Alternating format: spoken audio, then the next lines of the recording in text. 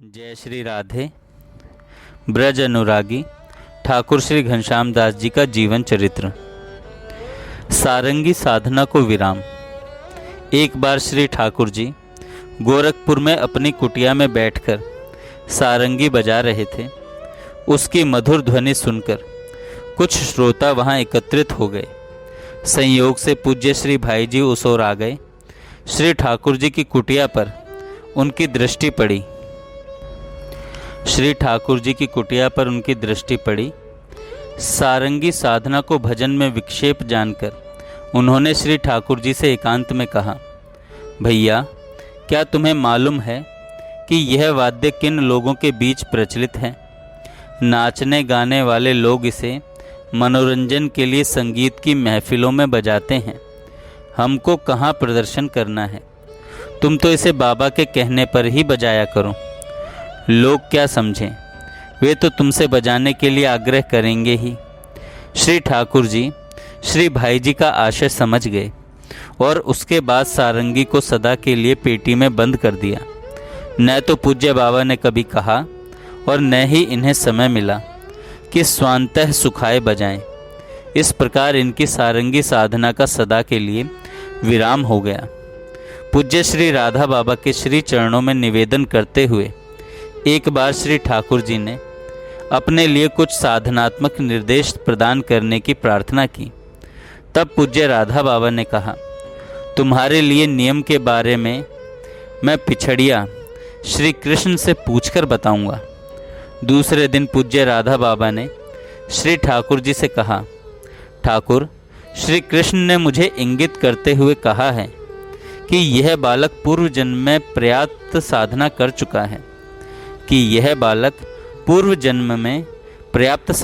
चुका है अब इस जन्म में इसे विशेष साधना करने की आवश्यकता नहीं है। इसलिए तुम्हें अभी मैं कुछ नहीं कहता। यदि बाद में प्रेरणा हुई और कभी कुछ करने के लिए कहूँ तो तुम उस नियम को कर लेना। कई दिनों बाद पूज्य श्री बाबा ने श्री ठाकुर जी को श्री राधा सुधा निधि के 2 श्लोक पढ़ने का नियम बताया था, जिसे श्री ठाकुर जी ने अपने नित्य पाठ में जोड़ लिया। बाबा की थाली। पूज्य श्री राधा बाबा अपनी कुटिया में बैठकर प्रायः गुप्त रूप से अपनी भाव निधि को अपने से जुड़े समस्त परिकर जनों को प्रदान किया करते थे। बाबा इस प्रक्रिया को अपनी भाषा में थाल परोसना कहते थे। कभी कभी जब सूक्ष्म रूप से प्रेषित की गई आध्यात्मिक भाव निधि की थाली जिस व्यक्ति को भेज से एवं उस व्यक्ति के मानसिक धरातल को उसके मन के बिखराव के कारण भाव निधि के योग्य न पाते तो निराश होकर अपनी निधि को वापस ले लेते थे। एक बार उन्होंने अपने उद्गार व्यक्त करते हुए कहा कि बस एक ठाकुर है जिसे जब जब मैं थाल परोसा तो मुझे थाल वापस लेना नहीं पड़ा। उसके मन का धरातल सदैव मेरी भाव निधि के अनुकूल ही मिला। इसका द्वार मुझे सदा खुला ही मिलता है और जो वस्तु मैं इसे प्रदान करता हूँ यह उसे ज्यों का त्यों ग्रहण कर लेता है। ठाकुर में एक आना भर भी ठकुराई अभी भी विद्यमान है। अगला प्रसंग। कृष्ण भक्त बहुत चतुर। श्री कृष्ण भाव भाविता मति स्थूल विषयों को निस्सार समझकर पुनः उस ओर नहीं लुभाती। श्री कृष्णाविष्ट चित्त में जड़ माया का छद्म नहीं चल पाता।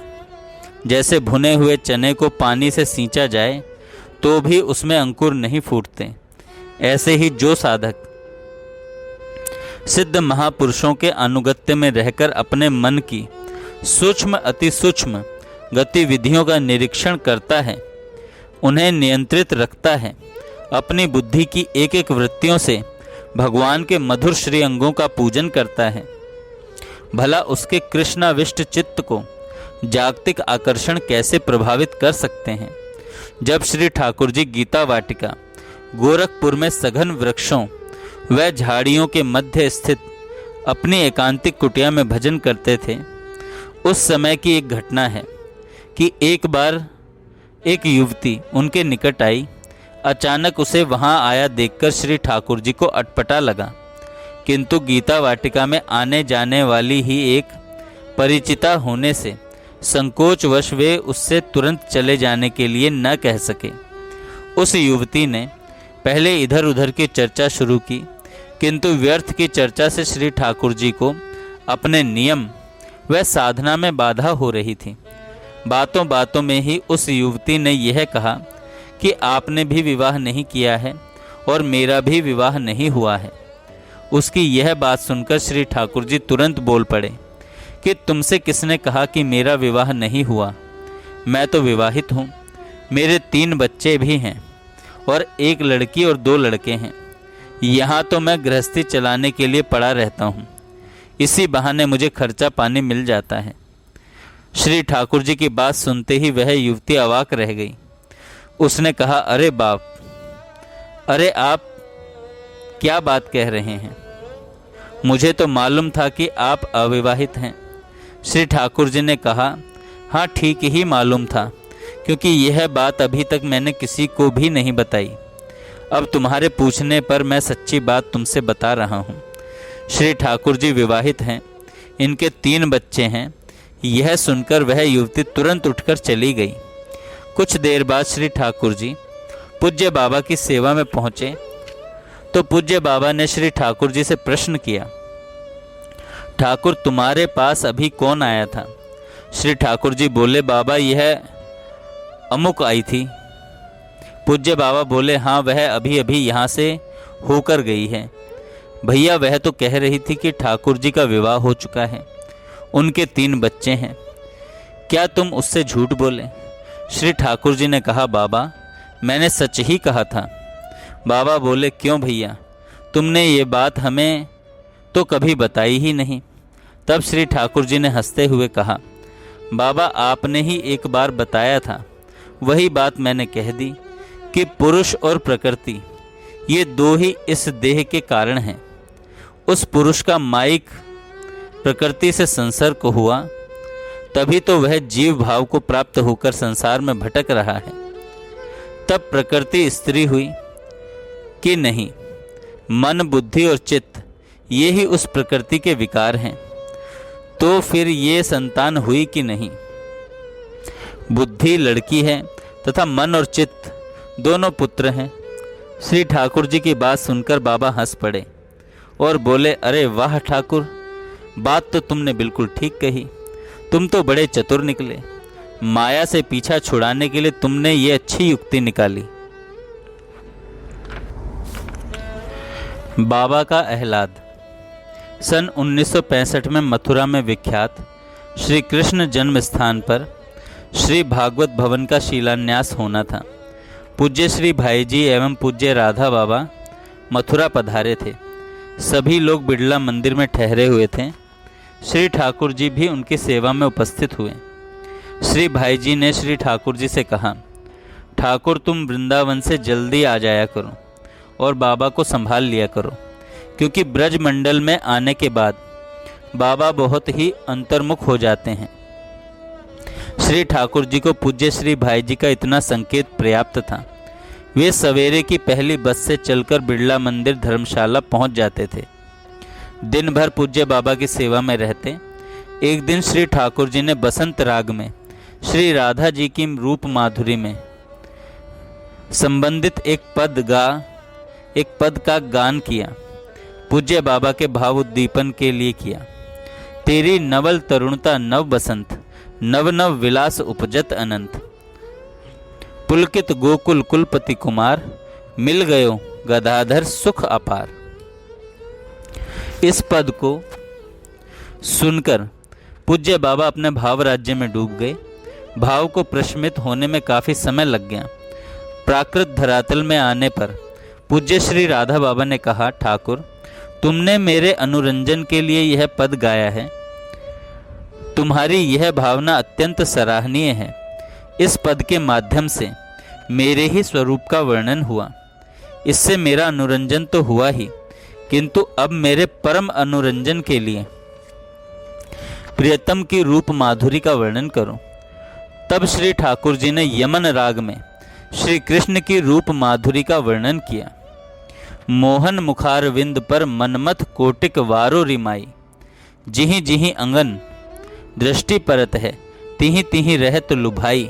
अलक तिलक कुंडल कपोल छवि, इक रसना मों पे बरनी न जाई। गोविंद प्रभु की बानिक ऊपर, बलि बलि रसिक चूड़ामणि राई। श्री ठाकुर जी पद गान को विराम देकर निर्निमेष लोचनों से पूज्य बाबा को देखने लगे। दोनों ही पाषाणवत निशब्द हो बहुत देर तक ऐसे ही विराजमान रहे। जब बाबा प्रकृति स्थित हुए तो उनमें भाव की एक विशेष लहर आई और उन्होंने श्री ठाकुर जी को अपने हृदय से लगा लिया। सन 1968 की बात है। श्री राधा अष्टमी के अवसर पर गीता वाटिका के कीर्तन पांडाल में पूज्य श्री बाबा एवं पूज्य श्री भाई जी विराज रहे थे। उद्दाम नाम संकीर्तन चल रहा था। तभी पूज्य बाबा ने श्री ठाकुर जी को नृत्य करने का संकेत किया। पूज्य बाबा की आज्ञा अनुसार श्री ठाकुर जी ने विभिन्न भाव भंगिमाओं से नृत्य करना आरंभ किया।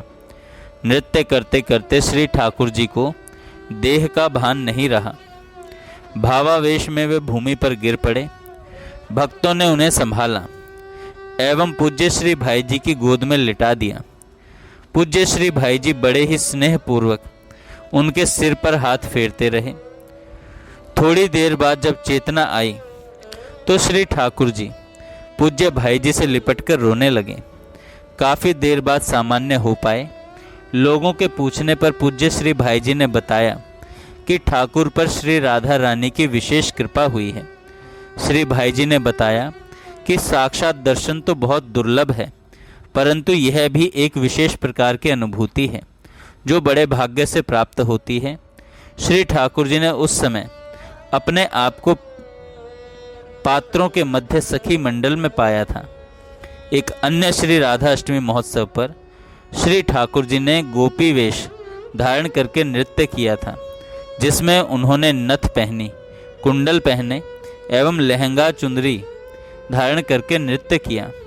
पूज्य श्री भाई जी एवं श्री बाबा की प्रसन्नता के लिए श्री ठाकुर जी यंत्र बनकर उनकी इच्छानुसार नाचते थे।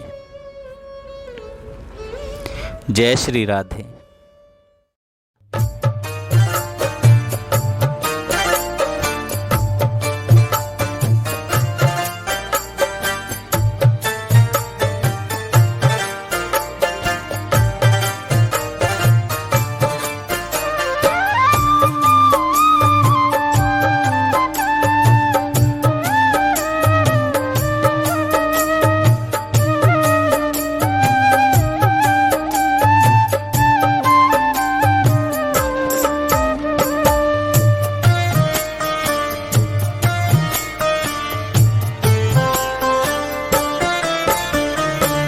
राधा से भी लगता मुझको अधिक मधुर प्रिय राधा नाम।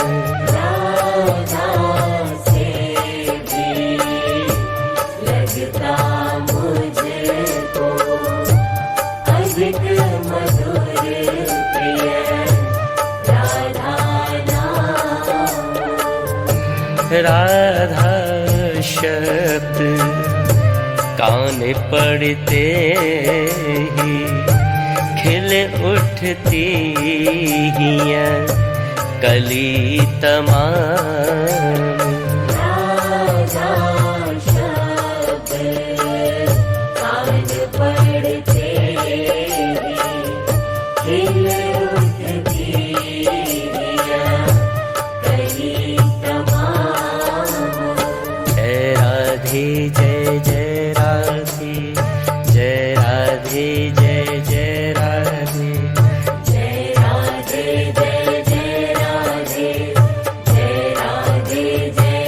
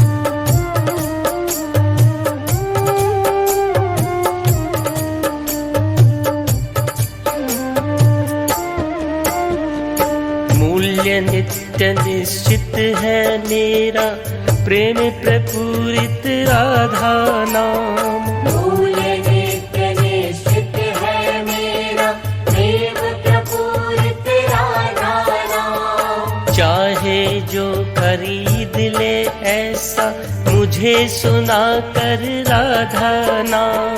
चाहे जो खरीद ले ऐसा मुझे सुना कर राधा नाम। मुझे सुना कर राधा नाम। मुझे सुना कर राधा नाम। मुझे सुना कर राधा नाम।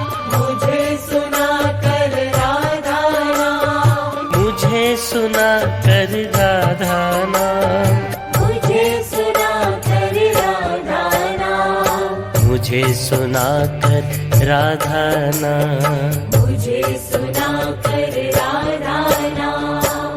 राधा से भी लगता मुझको अधिक मधुर प्रिय राधा नाम।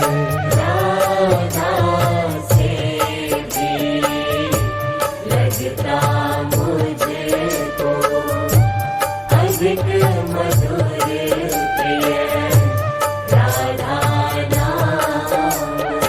जय राधे जय जय राधे, जय राधे जय जय राधे। जय राधे जय जय राधे, जय राधे जय जय राधे। जय राधे जय जय राधे, जय राधे जय जय राधे। जय राधे जय जय राधे, जय राधे जय जय राधे।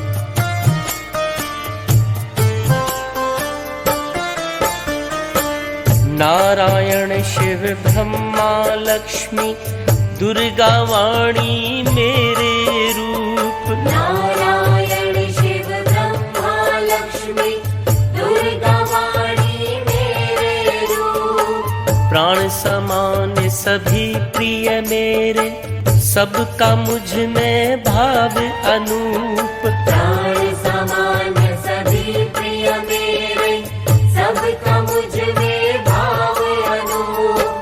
सबका मुझ में भाव अनूप। सबका मुझ में भाव अनूप। सबका मुझ में भाव अनूप। सबका मुझ में भाव अनूप। सबका मुझ में भाव अनूप। सबका मुझ में भाव अनूप। सबका मुझ में भाव अनूप। सबका मुझ में भाव अनूप। राधा से भी लगता मुझको अधिक मधुर प्रिय राधा नाम। राधा से भी लगता मुझको अधिक मधुर प्रिय राधा नाम। जय राधे जय जय राधे, जय राधे जय जय राधे।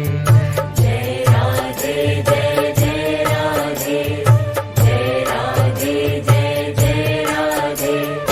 जय राधे जय जय राधे, जय राधे जय जय राधे। जय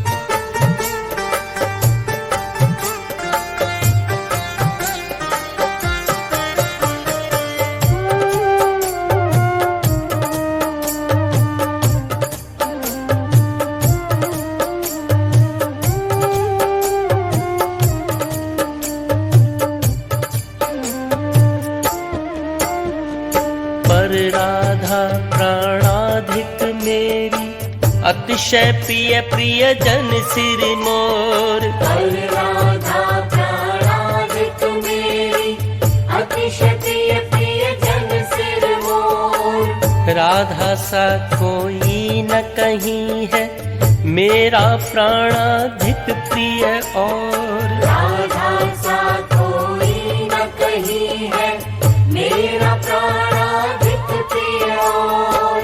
मेरा प्राणाधिक प्रिय और। मेरा प्राणाधिक प्रिय और। मेरा प्राणाधिक प्रिय और। मेरा प्राणाधिक प्रिय और। मेरा प्राणाधिक प्रिय और। मेरा प्राणाधिक प्रिय और। मेरा प्राणाधिक प्रिय और। मेरा प्राणाधिक प्रिय और। राधा से भी लगता मुझको अधिक मधुर प्रिय राधा नाम। राधा से भी लगता मुझको अधिक मधुर प्रिय राधा नाम। जय राधे जय जय राधे, जय राधे जय जय राधे। जय राधे जय जय राधे, जय राधे जय जय राधे। जय राधे जय जय राधे, जय राधे जय जय राधे। जय राधे जय जय राधे, जय राधे जय जय राधे।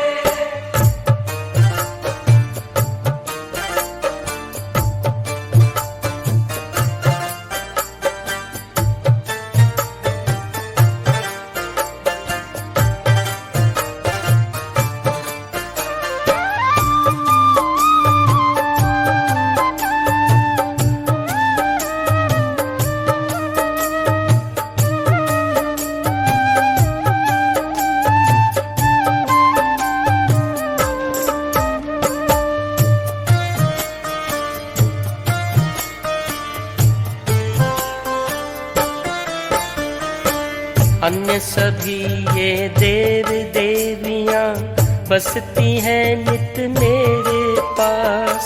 अन्य सभी ये देव देवियां बसती हैं नित मेरे पास। प्रिया राधिका का है मेरे वक्ष स्थल पर नित्य निवास। प्रिया राधिका का है मेरे वक्षस्थल पर नित्य निवास। वक्षस्थल पर नित्य निवास। वक्षस्थल पर नित्य निवास। वक्षस्थल पर नित्य निवास। वक्षस्थल पर नित्य निवास।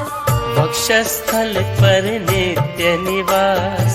वक्षस्थल पर नित्य निवास।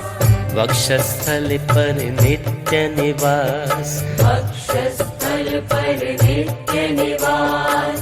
राधा से भी लगता मुझको अधिक मधुर प्रिय राधा नाम।